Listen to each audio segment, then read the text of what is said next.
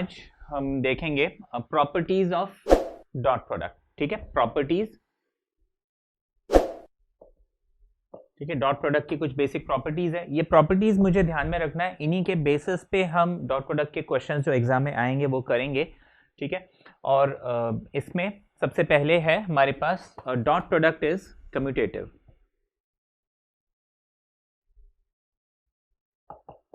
ठीक है, dot product is commutative. अब कम्यूटेटिव प्रॉपर्टी बेसिकली क्या बोलता है, आपको बोला है suppose vector A dot vector B है, then this is always equal to vector B dot vector A. ठीक है, A dot B equals to B dot A, इस प्रॉपर्टी को हम बोलते हैं कम्यूटेटिव प्रॉपर्टी।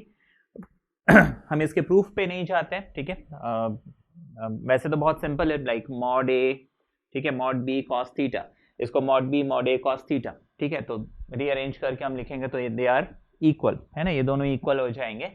कम्यूटेटिव प्रॉपर्टी के बाद डिस्ट्रीब्यूटिव प्रॉपर्टी।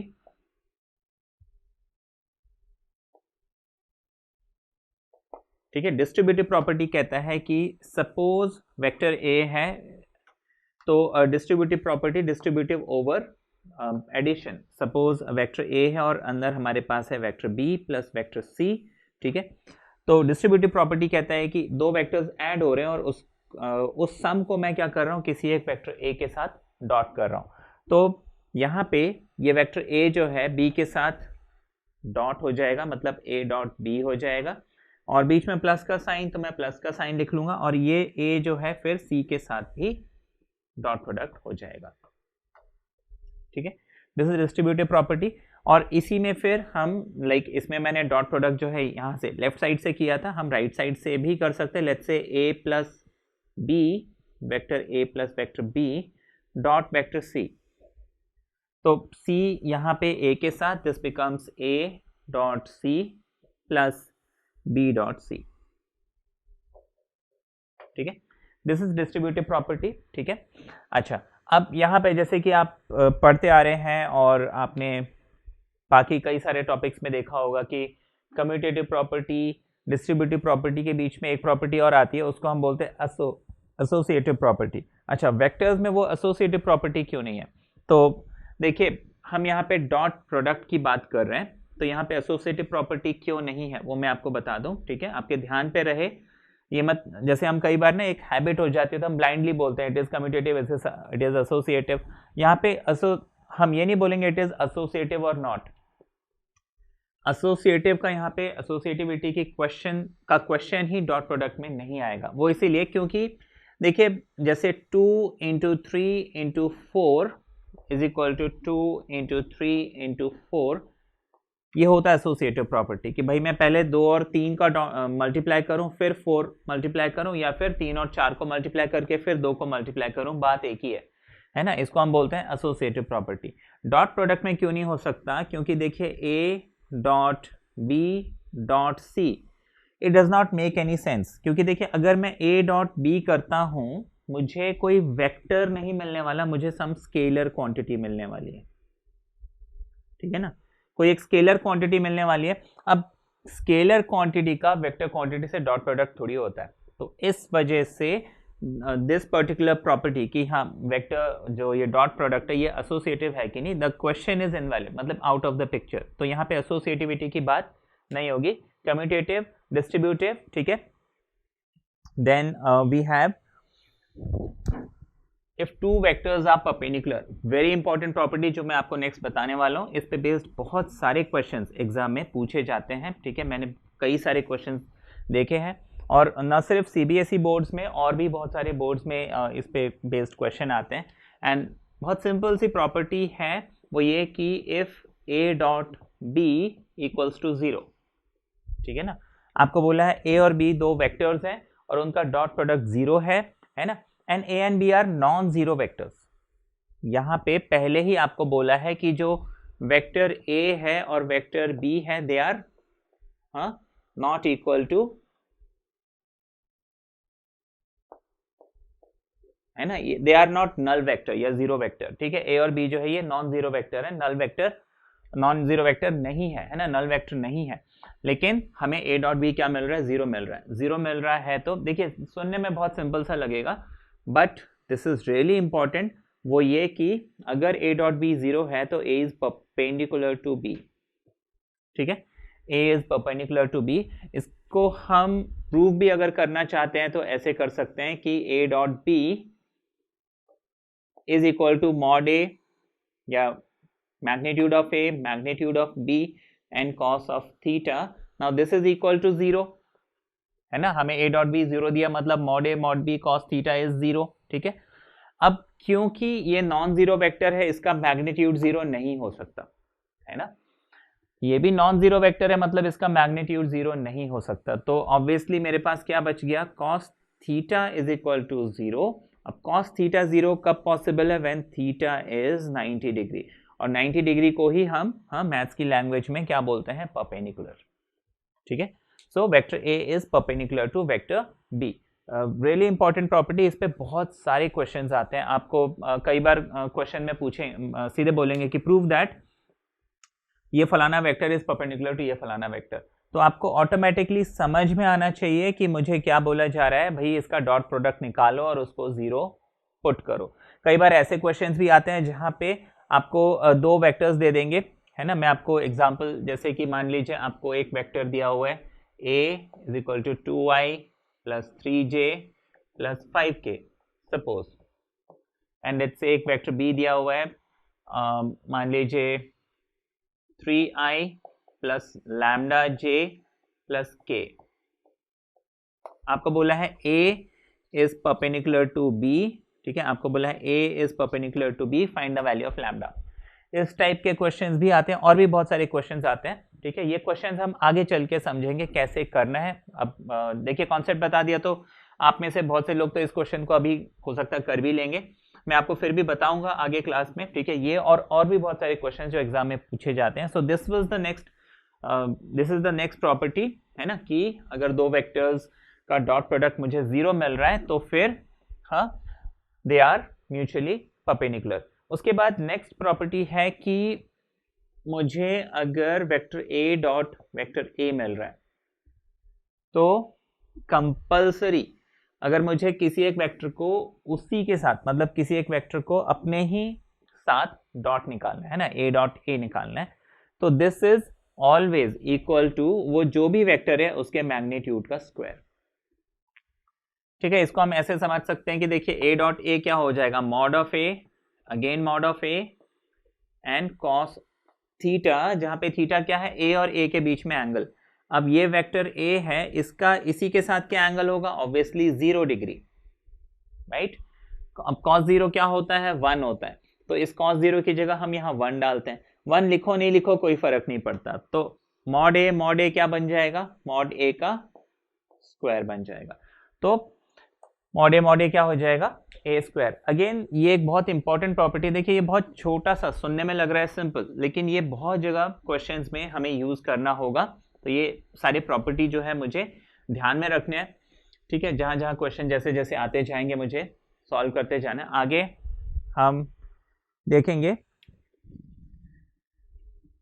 कि let's say m is any scalar, then m vector a dot vector b is equal to a dot m vector b, ठीक है, is equal to m a dot b, ये हो जाएगा, ठीक है। ये सिंपल सी बात कहता है कि अगर के दो वेक्टर्स को मुझे डॉट प्रोडक्ट निकालना और उसके साथ एक स्केलर क्वांटिटी भी मुझे मल्टीप्लाई करनी है, तो वो स्केलर क्वांटिटी मैं किसी भी ऑर्डर में मल्टीप्लाई कर सकता हूँ। माना मैं चाहूँ तो स्केलर क्वांटिटी को फर्स्ट वेक्टर से मल्टीप्लाई करूँ, फिर डॉट निकालूँ, सेकेंड वेक्टर से मल्टीप्लाई करूँ, उसके बाद डॉट निकालूँ, या फिर दोनों का डॉट प्रोडक्ट निकाल के फिर मैं उस स्केलर क्वांटिटी को मल्टीप्लाई कर दूँ। इट रियली डजंट मैटर, तीनों ही सिचुएशंस में आंसर जो है क्या होगा, सेम होगा, ठीक है ना। इसका प्रूफ आप खुद से कर सकते हैं। एंड आगे बढ़ते हैं।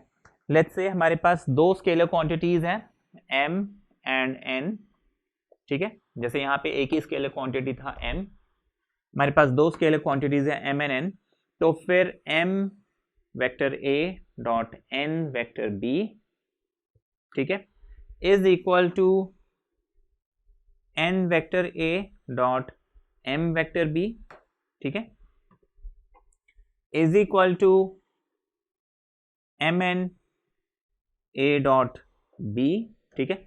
तो बेसिकली यहाँ पे हम जैसे कि डॉट प्रोडक्ट में भी हमने देखा it is commutative, A dot B करो बी डॉट ए करो कोई फर्क नहीं पड़ता। और जो स्केलर, स्केलर माना प्लेन नंबर्स और कुछ नहीं है ना। स्केलर यहाँ पे वेक्टर में कई बार ना वो स्केलर स्केलर बोल के लोगों को कंफ्यूजन हो जाता है। स्केलर मतलब कोई भी नंबर आपको दिया है 2 3 4 5 कुछ भी दिया है, पाई दिया है, तो ये सब क्या है, स्केलर क्वांटिटी माना सिर्फ नंबर है, उसका कोई डायरेक्शन नहीं है, ठीक है ना।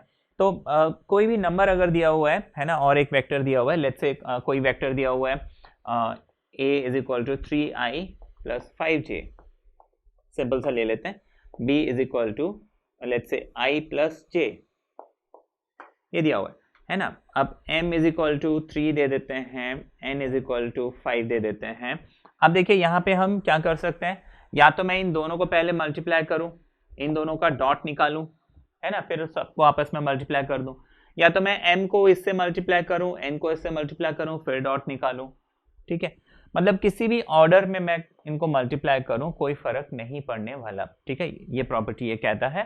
नेक्स्ट मैं बताता हूं आपको, एक तो बहुत बेसिक सी प्रॉपर्टी, उसके बाद एक प्रॉपर्टी जो हमने वैसे तो पढ़ा है, ठीक है, मतलब अलजेब्रा में ये हमारे लिए हमें मतलब देखने में लगेगा ये तो क्या कॉमन सा है, लेकिन वेक्टर में हमें उसको प्रॉपर प्रूव करके दिखाना पड़ेगा। एग्जाम्स में कई बार ये क्वेश्चंस में पूछा गया है, ठीक है। तो पहले मैं सिंपल वाला बता देता हूँ, let's say minus A dot B आपको बोला हुआ है, ठीक है। इसको आप minus of A dot B भी लिख सकते हो, इसको आप ए डॉट माइनस बी भी लिख सकते हो, इट रियली डजंट मैटर। फिर दूसरी चीज है, let's say minus A dot minus B अगर आपको दिया हुआ है, then this is equal to A dot B, ठीक है। ये तो हो गया बेसिक प्रॉपर्टी। अब हम उस प्रॉपर्टी पे चलते हैं जो हमने बहुत छोटी क्लास से, है ना, not in terms of vector but algebra में हमने बहुत कई बार पढ़ा हुआ है, ठीक है। और उसको एक स्टैंडर्ड फॉर्मूला के रूप में हम पढ़ते हैं, वो एक स्टैंडर्ड फॉर्मूला है, लेकिन यहाँ वेक्टर में उसको एज अ फॉर्मूला ही यूज करेंगे, बट उसका प्रूफ हमें मालूम होना चाहिए, एग्जाम में पूछा जाता है। वो ये कि mod of A let's say plus vector B का होल स्क्वायर। अब आपको मालूम है A plus B whole square होता क्या है, इट इज ए स्क्वायर, ठीक है। तो ये हो जाएगा मॉड ए का स्क्वायर मॉड बी का स्क्वायर और 2 vector A dot vector B, ठीक है। अब मुझे मालूम है A plus B whole square होता है A square 2ab B square या A square plus B square plus 2ab। तो यहाँ पे मैंने क्या बोला कि एक वेक्टर ए है एक वेक्टर बी है, दोनों को मैं क्या कर रहा हूँ, ऐड कर रहा हूँ, और उसके बाद ऐड करने के बाद मैं उसका मैग्नीट्यूड निकाल रहा हूँ, मैग्नीट्यूड निकालने के बाद उसको स्क्वायर कर रहा हूँ। तो रूल कहता है कि आप वेक्टर ए का मैग्नीट्यूड निकालो स्क्वायर करो, बी का मैग्नीट्यूड निकालो स्क्वायर करो, और 2a डॉट बी कर लो, ऐड कर दो, आपको रिजल्ट हमेशा सेम मिलेगा। बहुत इंपॉर्टेंट प्रॉपर्टी और इसको हमें ध्यान में रखना है, ये हमें एग्जाम्स में यूज करना होगा कई सारे क्वेश्चन सॉल्व करने में, और कई बार आपको इसका प्रूफ भी मिल सकता है, ठीक है, कि भाई इसको प्रूव करो, है ना, prove that this property holds, ठीक है ना, प्रूव दैट ये प्रॉपर्टी जो है ट्रू है, ठीक है। फिर इसी में दूसरा, अब आपको फॉर्मूला समझ में ही आ गया हो गया, नेक्स्ट फॉर्मूला आ गया होगा कि मैं नेक्स्ट फॉर्मूला क्या लिखने वाला हूँ, वो है A vector A minus vector B का होल स्क्वायर। होना क्या चाहिए, वेक्टर ए का whole square plus vector B का whole square minus twice of vector A dot vector B. और जो तीसरी प्रॉपर्टी है वो है ए प्लस वेक्टर बी, ठीक है, याद आ गया, vector A minus vector B, this should be equal to modulus of A square minus modulus of B का स्क्वायर। 3 प्रॉपर्टीज है, ये 3 प्रॉपर्टीज मुझे ध्यान में रखना है, ठीक है। अब मैं आपको इंडिविजुअल प्रूफ्स बताता हूं इनका कि इसको प्रूव कैसे करेंगे, ठीक है। ये प्रूफ आप समझ लीजिए, ना सिर्फ आपको ये प्रूफ जो है समझना है, रटना नहीं है। ऐसा मैंने क्यों कहा कि इसको जो मैंने प्रूव करने का जो मेरा अप्रोच रहेगा, ये अप्रोच आप समझ लीजिए, क्योंकि ये अप्रोच आपको और भी बहुत से क्वेश्चंस अगर वेक्टर्स में मिलते हैं तो वहां पे आपको ये अप्रोच लगानी पड़ेगी। तो देखिए यहाँ पे मैं लेफ्ट हैंड साइड ले लेता हूं। हमें बोला है मॉड ऑफ होल स्क्वायर, ठीक है। अब देखिए होल स्क्वायर है तो मैं इसको क्या लिख सकता हूं, vector a plus B dot a plus B, ठीक है, ये हमने लिख लिया। अच्छा ऐसा क्यों लिख सकते हैं, अभी हमने प्रॉपर्टी समझी थी मॉड a का स्क्वायर को हम a डॉट a लिख सकते हैं, ठीक है। हमने पीछे जितनी भी प्रॉपर्टीज पढ़ी हैं वो सारी की सारी प्रॉपर्टी हमें यहाँ पे यूज करना है, ठीक है। तो वेक्टर a का मॉड्यूलस का स्क्वायर हो जाएगा a डॉट a, तो फिर mod of a plus B का होल स्क्वायर होना चाहिए a plus B dot a plus B, ठीक है, ये हमने लगा लिया। अब इसके बाद मैं क्या करूंगा, इसको सॉल्व करता हूं। तो इसमें देखिए ये a, इसको हम डिस्ट्रीब्यूट करेंगे a प्लस बी के साथ, a dot a plus B, ठीक, फिर बीच में प्लस का साइन मैं प्लस लिख लूंगा, b डॉट फिर से a प्लस बी, ठीक है। हमने क्या किया यहाँ पे, डिस्ट्रीब्यूटिव प्रॉपर्टी अप्लाई किया, ठीक है। ये प्रॉपर्टी हमने पढ़ी थी, अब यहाँ पे डिस्ट्रीब्यूटिव प्रॉपर्टी अप्लाई किया। तो आप साइड में ना लिख दीजिएगा डिस्ट्रीब्यूटिव प्रॉपर्टी, है ना, डिस्ट्रीब्यूटिव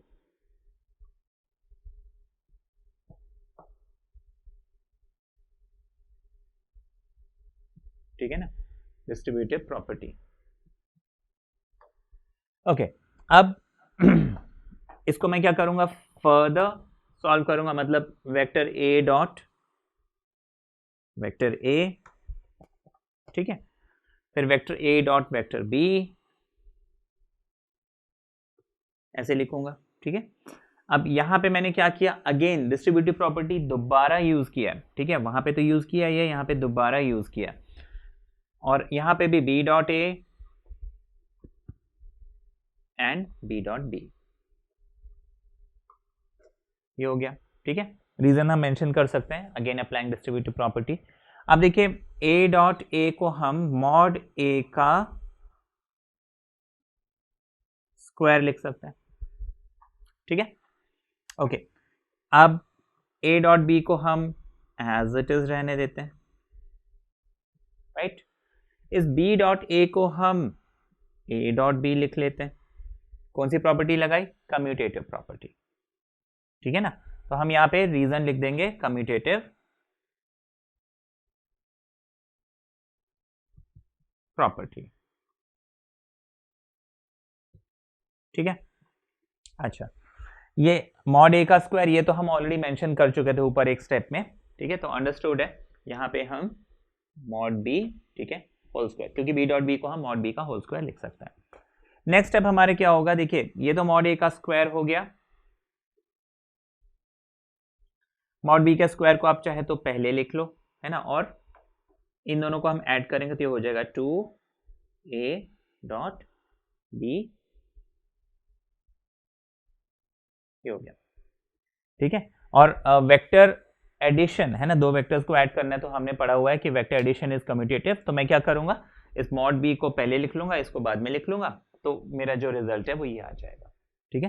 तो हम लिख देंगे हेंस प्रूव्ड, ठीक है। तो ये प्रॉपर्टी हमने प्रूव कर ली। इसी तरह से अगर मुझे a माइनस बी दिया होता तो मैं उसको प्रूव कर लेता, ठीक है। कैसे करता, a minus B and a minus B, फिर बाकी सारा स्टेप जो है ऐसे ही रहता है ना, मतलब यहाँ पे माइनस आ जाता, माइनस आ जाता, माइनस आ जाता, रिस्पेक्टिव प्रॉपर्टीज में लिखते जाता, ठीक है, ये हो गया। फिर a माइनस बी आ जाता, यहाँ पे माइनस ऑफ b और माइनस माइनस प्लस ये आता, फिर हम यहाँ पे क्या करते, ये माइनस लिखते, ये माइनस लिखते, इसको माइनस लिखते, बाकी सब एज इट इज रहता। तो ये हो गया a माइनस बी का प्रूफ, ठीक है। अगर मुझे a माइनस बी दिया होता तो उसमें मैं क्या करता, स्टेप सारे यही रहते। वैसे ही मुझे डिस्ट्रीब्यूटिव प्रॉपर्टी, कम्यूटेटिव प्रॉपर्टी या फिर मॉड a का स्क्वायर जो है वो a डॉट a होगा, ये सारी प्रॉपर्टीज में मेंशन करते जाता। यहाँ पे देखिए प्रूफ इज नॉट डिफिकल्ट, यहाँ पे कहाँ पे कौन सी प्रॉपर्टी लगा रहे हो ये मेंशन करना, ये बहुत ज़्यादा ज़रूरी है, ठीक है।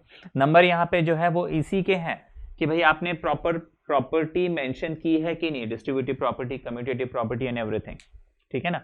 ये तो चलो किया ही है, इसके तो नंबर मिलने ही मिलने, लेकिन हाँ उसके भी कुछ नंबर्स है। अगर मैं वो पोर्शन नहीं मेंशन करके सिर्फ इतना लिख देता हूँ तो मुझे पूरे नंबर नहीं मिलेंगे, ठीक है।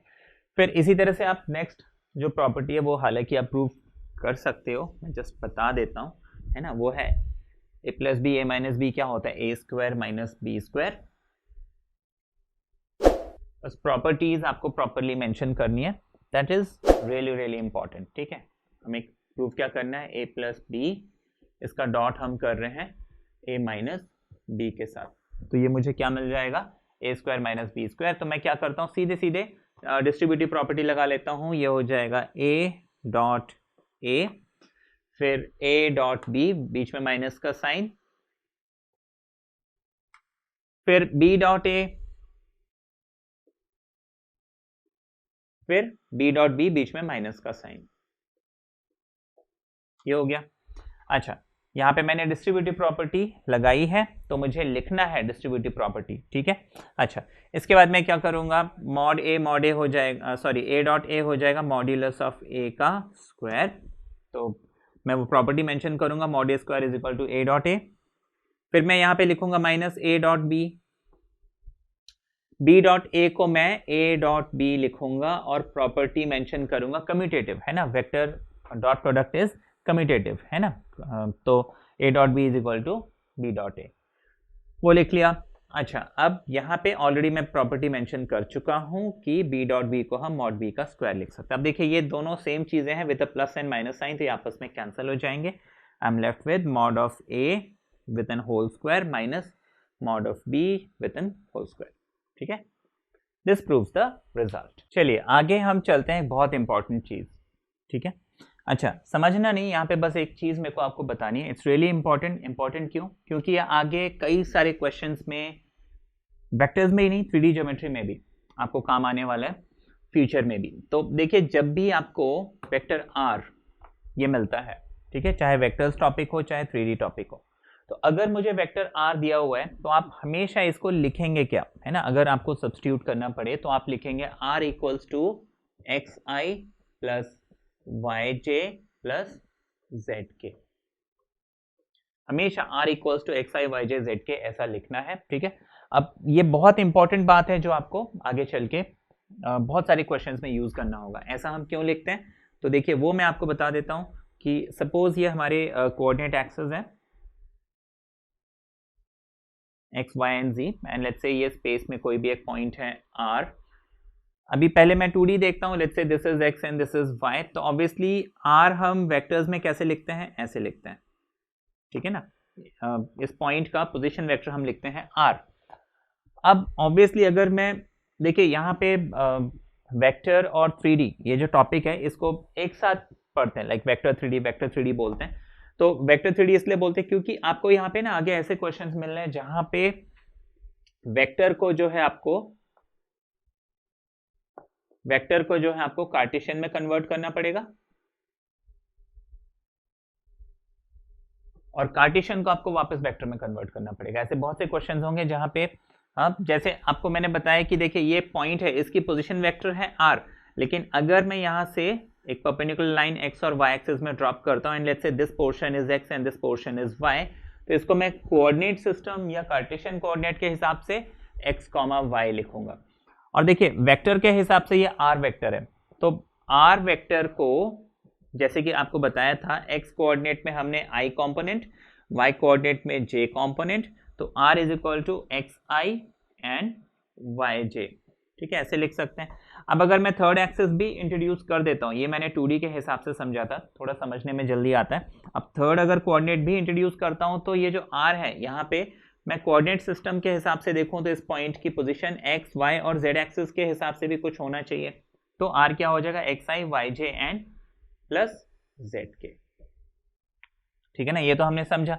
वेक्टर के हिसाब से एक्स आई प्लस वाई जे हमने क्यों लिखा, है ना, अभी इस जेड के को हम थोड़ी देर के लिए हटा दें अगर, है ना, सिर्फ मैं 2D ही देखूं तो r is equal to x I plus Y j मैंने क्यों लिखा, क्योंकि देखिए ये वेक्टर ऐसे है, x इस डायरेक्शन में, तो ये एक्स आई, देखिए x तो सिर्फ क्या मैग्नीट्यूड है, उसमें जैसे ही मैं i लगाऊंगा ये वेक्टर बन जाएगा। अच्छा, उसके बाद ये y जो है इस डायरेक्शन में है, अब ये लाइन जो है ये इस y वेक्टर के पैरेलल है और ये जो दोनों y के इक्वल होंगे, ठीक है। अब y, अगर ये y j है तो ये वाला पोर्शन भी y j हो जाएगा। तो ट्राइंगल ऑफ एडिशन कहता है xi plus yj must be equal to r, इस वजह से हम यहाँ पे r is equal to xi plus yj लिखते हैं। थर्ड एक्सेस आ जाएगा तो xi plus yj plus zk आ जाएगा। तो इस वजह से हम हमेशा r is equal to xi yj zk लिखते हैं। और अगर इसको मुझे कोऑर्डिनेट सिस्टम के हिसाब से बताना है कि ये कौन सा पॉइंट रिप्रेजेंट कर रहा है, तो ये पॉइंट रिप्रेजेंट कर रहा है x, y, z या z, जैसे भी आप कहना चाहें, ठीक है। मान लीजिए मुझे बोला है x equals to r equals to 2i plus 3j plus 4k, ठीक है। तो ये स्पेस में कार्टेशियन सिस्टम के हिसाब से कौन सी पोजीशन रिप्रेजेंट कर रहा है, तो कार्टेशियन सिस्टम के हिसाब से ये 2, 3, 4, ठीक है, ये पॉइंट रिप्रेजेंट कर रहा है। मतलब 2 units on x axis, 3 units on y, 4 units on z axis या z एक्सिस, जैसे भी हम कहना चाहें। तो ये कॉन्सेप्ट आपने समझा, this is very very important, छोटी सी बात बट बहुत इंपॉर्टेंट। अब यहाँ पे एक और चीज आपको बताऊं, है ना, r को हम हमेशा क्या लिखेंगे, xi yj zk, ये मैंने आपको बताया। अच्छा, अब एक और चीज वो ये कि हम vector r is equal to vector r dot I cap with i, vector r dot j cap with j and r dot k and k। कोई भी वेक्टर को आप ऐसे लिख सकते हो, any vector r can be represented like this. किसी भी वेक्टर r को हम हमेशा ऐसे लिख सकते हैं। ऐसा क्यों? मैंने वेक्टर r को xi yj zk लिखा, ठीक है। अब हम एक काम करते हैं, ये जो राइट हैंड साइड है यहाँ पे r की वैल्यू पुट करता है, ठीक है। तो इसका प्रूफ मैं जस्ट आपको समझा रहा हूं, मैंने आपको सिर्फ प्रूफ करना है r is equal to R I dot I plus R J dot J plus R K dot K, ठीक है। अब इसका प्रूफ ये होगा कि let r is equal to, मैंने xi yj zk लिखा, ठीक है। उसके बाद मैं क्या करूंगा, यहाँ पे r की वैल्यू डालूंगा, मतलब राइट हैंड साइड में लिखूंगा और यहाँ पे मैं r की वैल्यू डालूंगा। ये हो जाएगा xi yj zk, ठीक है। इसका डॉट है i के साथ और फिर उसमें आपको दोबारा से i लगाना है, ध्यान रखिएगा, दोबारा से i लगाना है। अच्छा, अभी हम ये डॉट वाली बात करते हैं। डॉट प्रोडक्ट में हमने एक रूल पढ़ा प्रीवियस क्लास में, वो ये कि i सिर्फ i के साथ मल्टीप्लाई होगा, j सिर्फ j के साथ और k सिर्फ k के साथ, है ना। बाकी i और j जो है नहीं होगा, i और k जो है नहीं होगा, हम उसको हटा देते हैं, क्योंकि रीजन भी हमने समझा था प्रीवियस लास्ट 2 क्लासेस में कि भाई ये 0 हो जाता, तो इसलिए हमें इसको लिखने की जरूरत ही नहीं है। तो यहाँ पे देखिए क्या हो रहा है कि xi और ये i आपस में जब मल्टीप्लाई होंगे, xi डॉट i, देखिए i डॉट i हो जाएगा 1, मेरे पास सिर्फ बचेगा x।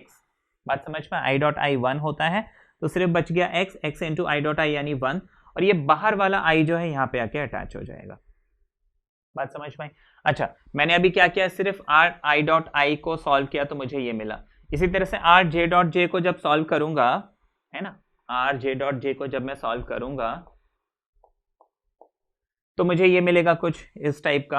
अब देखिए नेक्स्ट स्टेप, ये j जो है सिर्फ j के साथ डॉट होगा, बाकी दोनों तो 0 बन जाएंगे, तो यहाँ पे मेरे पास सिर्फ y बचेगा, उसके साथ ये j आ जाएगा। इसी तरह से r k डॉट k में जब मैं करूंगा उसको सॉल्व, है ना, मतलब तीनों r में मुझे xi yj zk xi yj zk xi yj zk लिखना है, सॉल्व करना है, तो मुझे वापस xi yj zk मिल जाएगा या zk मिल जाएगा, और ये क्या है, ये वापस r की वैल्यू है ना।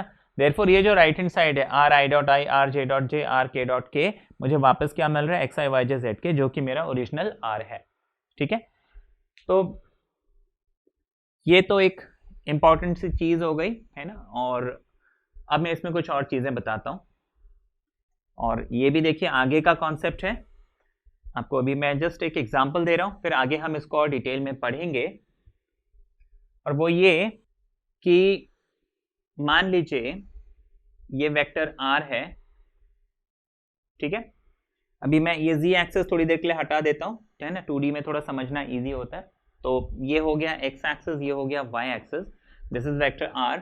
और सपोज ये वेक्टर r जो है x एक्सेस के साथ एंगल बनाता है अल्फा, ठीक है, ये वेक्टर r जो है x एक्सिस के साथ एंगल बनाता है alpha, r is equal to x I Y J Z K हमने लिखा हुआ है। तो फिर r डॉट x एक्सिस में वेक्टर है i, तो मैं r dot i is equal to mod i cos theta, ऐसे लिखूंगा, ठीक है ना। तो अब मैं cos थीटा निकालना चाहता हूं, तो मैं cos theta is equal to sorry मैंने cos थीटा लिख दिया, दिस शुड बी अल्फा, क्योंकि एंगल हमने अल्फा डिफाइन किया हुआ है। तो cos अल्फा क्या हो जाएगा, vector r dot vector i upon mod of r, and mod of i तो 1 हो जाएगा, है ना, i is an sorry i unit vector है, तो इसका मैग्नीट्यूड क्या होगा 1, तो उसको लिखने की जरूरत नहीं है, 1 लिखो नहीं लिखो कोई फर्क नहीं पड़ता। तो मुझे cos अल्फा, है ना, मतलब वो वेक्टर r जो है वो x एक्सिस के साथ जो एंगल बना रहा है अल्फा, उसका कोसाइन मुझे कितना मिल गया, r dot i upon mod of r। इसी तरह से मान लीजिए वेक्टर r जो है y एक्सिस के साथ एंगल बना रहा है बीटा, तो हमें cos बीटा, इसी पैटर्न को हम फॉलो करते हैं। देखिए r डॉट i मिला मुझे, ठीक है। अच्छा यहाँ पे एक और चीज मैं बता दूं, r डॉट i मिला, अच्छा r क्या है, x I Y J Z के, इसको जब मैं i के साथ डॉट करूंगा तो ऑब्वियसली i जो है सिर्फ एक्स आई के साथ मल्टीप्लाई होगा, है ना, आई के साथ, जे के साथ, के के साथ, यही हमने समझा था। तो एक्स आई डॉट आई यानी कि सिर्फ x बचेगा, तो मुझे यहाँ पे क्या मिल गया, x अपॉन मॉड r, ठीक है, x अपॉन मॉड r। तो इसी तरह से cos बीटा मुझे क्या मिल जाएगा, y upon mod r। And मान लीजिए हम तीसरा एक्सिस लेते हैं और ये वेक्टर जो है तीसरे एक्सिस z एक्सिस के साथ एंगल बना रहा है गामा, तो cos गामा हो जाएगा z अपॉन मॉड r, ठीक है, लिख सकते हैं ऐसा। तो ये कॉन्सेप्ट मैंने आपको बताया, और ये आप जो है ध्यान रखिएगा, ये आगे चल के हम इसको डिटेल में पढ़ेंगे। ये जो हमने 3 एंगल्स बनाए हैं अल्फा बीटा गामा, इसको हम जैसे cos alpha cos beta cos gamma है, इनको हम बोलते हैं डायरेक्शन कोसाइंस, ठीक है, डायरेक्शन कोसाइंस इन्हें कहा जाता है, ये आगे हम पढ़ेंगे।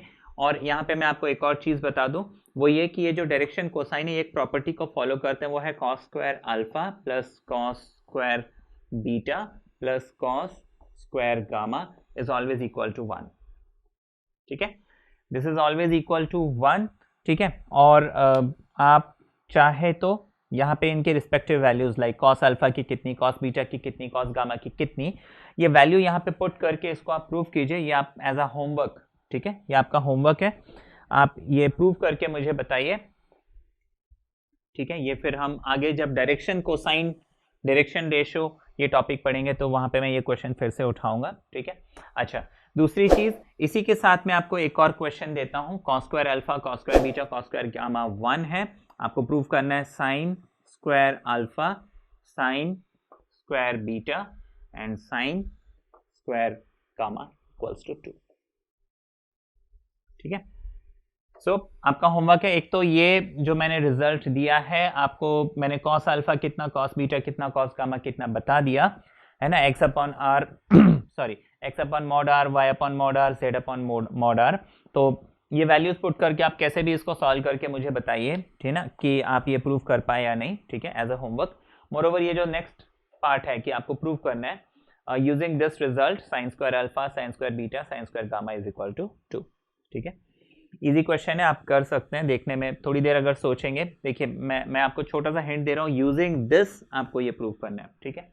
आपको वेक्टर्स कोऑर्डिनेट ज्योमेट्री के डिटेल में कहीं पे भी जाने की जरूरत नहीं है, सिर्फ इतना से इतना निकाला जा सकता है अगर आपने बेसिक ट्रिगोनोमेट्री पढ़ी है, ठीक है ना। मैं तो बोल रहा हूँ इनफैक्ट कोई 10th का बच्चा भी इसे सॉल्व कर सकता है, तो आप सोच लीजिए कि इसको कैसे सॉल्व करना है।